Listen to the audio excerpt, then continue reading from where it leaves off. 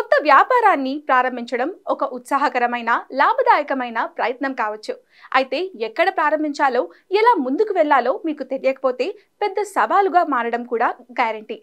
ఇకపోతే మీరు కొత్త వ్యాపారాన్ని విజయవంతంగా ప్రారంభించడానికి మీరు తెలుసుకోవాల్సిన జాగ్రత్తలను చూస్తే, మొదటిది వ్యాపార ఆలోచన.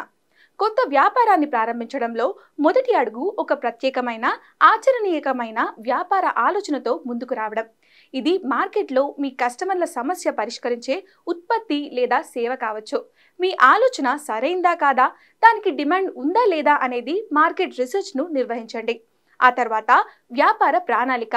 మీకు బలమైన వ్యాపార ఆలోచన వచ్చిన తర్వాత తదుపరి దశ వివరణాత్మక వ్యాపార ప్లాన్లు రూపొందించడం. వ్యాపార ప్లాన్ మీ లక్ష్యాలు, మీ లక్ష్య విఫిని, పోటీ, మార్కెటింగ్ వ్యూహం, ఆర్థిక అంచనాలు ఇలా మరెన్నో ఆలోచించి ఉండాల్సింది. ఇది మీ వ్యాపారానికి రోడ్ మ్యాప్ గా పనిచేస్తుంది మరియు మీరు సరైన మార్గంలో ఉండడానికి సహాయపడుతుంది. తర్వాత వ్యాపార నిర్మాణం.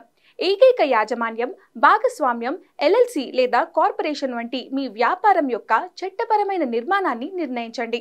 ప్రతి నిర్మాణానికి బాధ్యత, పన్నులు, రూల్స్ పరంగా దాని స్వంత ప్రయోజనాలు అలాగే అప్రయోజనాలు కూడా ఉంటాయి. మీ వ్యాపారానికి ఉత్తమమైన నిర్మాణాన్ని నిర్ణయించడానికి న్యాయ సలహాదారును సంప్రదించండి. ఆ తర్వాత వ్యాపారం నమోదు చేసుకోవడం. ముందుగా మీ వ్యాపార పేరును నమోదు చేసుకోండి. అలాగే చట్టబద్ధంగా పనిచేయడానికి అవసరమైన లైసెన్స్లు, అనుమతులను పొందండి. ఇందులో తగిన రాష్ట్ర, సమాఖ్య ఏజెన్సీలతో నమోదు చేసుకోవడం, యాజమాన్య గుర్తింపు సంఖ్య EINని పొందడం, వ్యాపార బ్యాంక్ ఖాతాలను ఏర్పాటు చేయడం వంటివి ఉంటాయి. ఆ తర్వాత సురక్షిత ఆర్థిక సహాయం. మీ వ్యాపారాన్ని ప్రారంభించడానికి, నడపడానికి మీకు ఎంత మూలధనం అవసరమో నిర్ణయించుకోండి. రుణాలు, గ్రాంట్లు, పెట్టుబడిదారులు లేదా క్రౌడ్ ఫండింగ్ వంటి వివిధ ఫినాన్సింగ్ ఎంపికలను అన్వేషించండి. మీ ఖర్చులను తీర్చడానికి మీకు తగినంత నిధులు ఉన్నాయని నిర్ధారించుకోవడానికి వివరణాత్మక బడ్జెట్, ఆర్థిక సూచనను రూపొందించుకోండి. ఆ తర్వాత మార్కెటింగ్ వ్యూహాన్ని అభివృద్ధి చేయండి.